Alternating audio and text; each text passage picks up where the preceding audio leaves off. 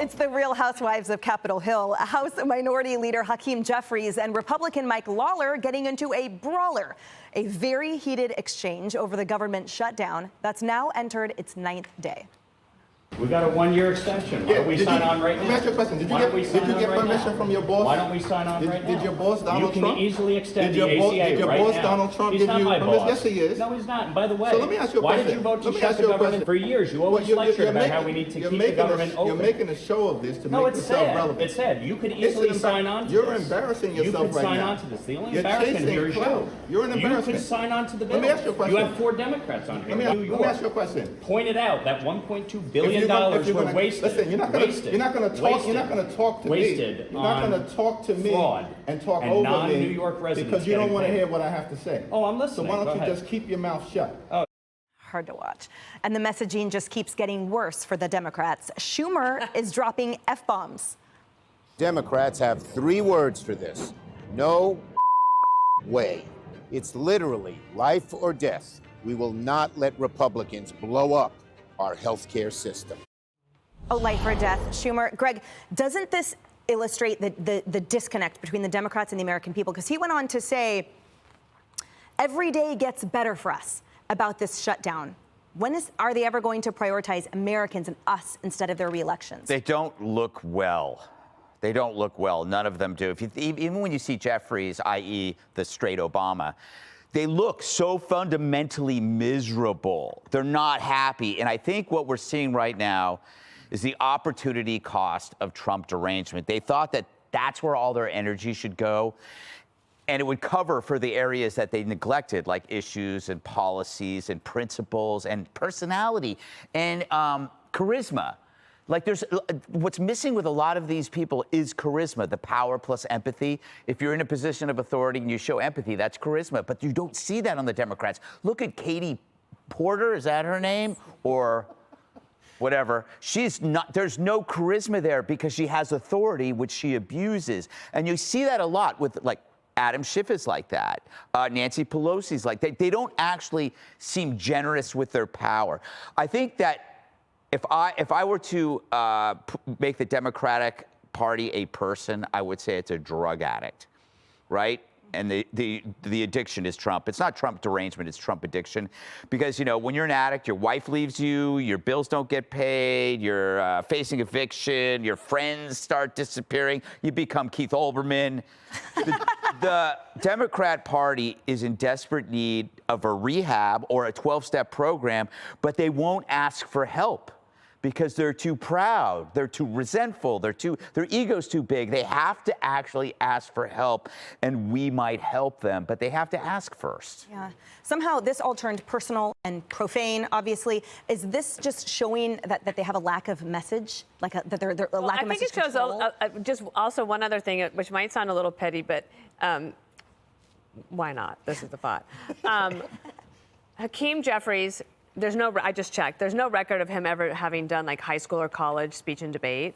But Mike Lawler was a debater. And if you watch this exchange, which is very painful, and I cringe and I want to crawl under a table, I would like to mute it. But I listened to it for a while because Lawler has substantive points and Hakeem Jeffries is just in his face basically hurling personal insults. And that's not going to get the ball down the field.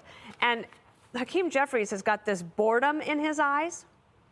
And yes. It's like no energy. He knows that he is the face of the Washington Generals to Trump's Harlem Globetrotters. They know how this is going to end. Now, on the health care front, I've been saying for a while, the Republicans, once again, into the breach.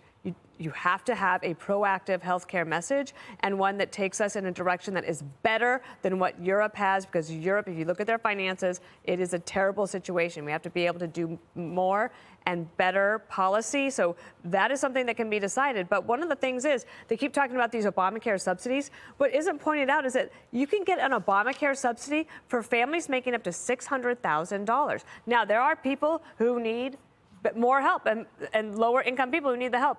But that conversation about people who are families who are making that kind of money, do they need these subsidies that were supposed to be temporary during Biden's time? I would say that most Americans would say not, but we can't even get to that discussion because they're just hurling personal insults at each other. Right. I love that your sports analogy is the Harlem Globetrotters. I remember going there. They're fun. My parents took me when I was in Denver as a kid. I loved it. Dana reads sports.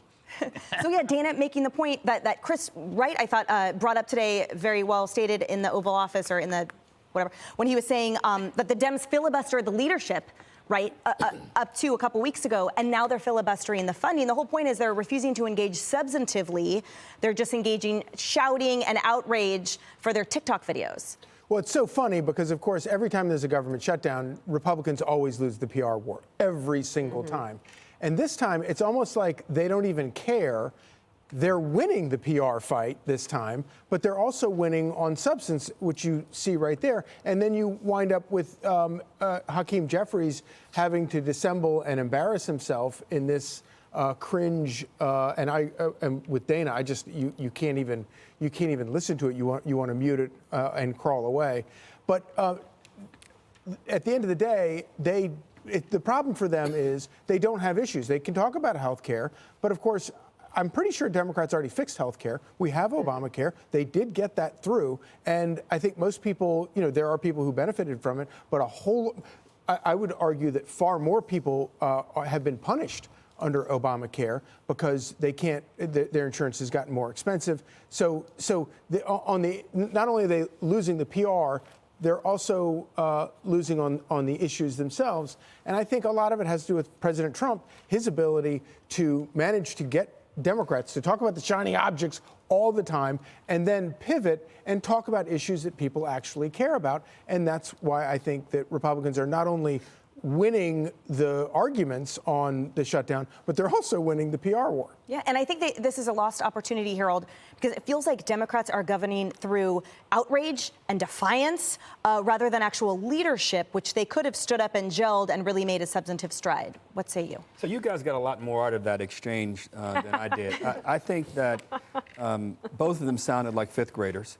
Both of them carried on in ways that I think really expels out why many in the country, independents mainly, have lost real confidence in our system. Now, the truth is, both of them have substantive positions, legitimate positions, and they have a legitimate difference. Mr. Jeffries believes that we should figure out a way to extend the health care subsidies guaranteed under the Affordable Care Act that were expanded during COVID, as Dana rightly pointed out. And Mr. Lawler, interestingly, the one part of this I listened to, he actually has a bill that actually comports with what Democrats want to do on this issue. And what he was asking, I believe, Mr. Jeffries, is why don't you sign onto the bill? Now, I would have thought that at that point, Mr. Jeffries would have said, I'll sign it.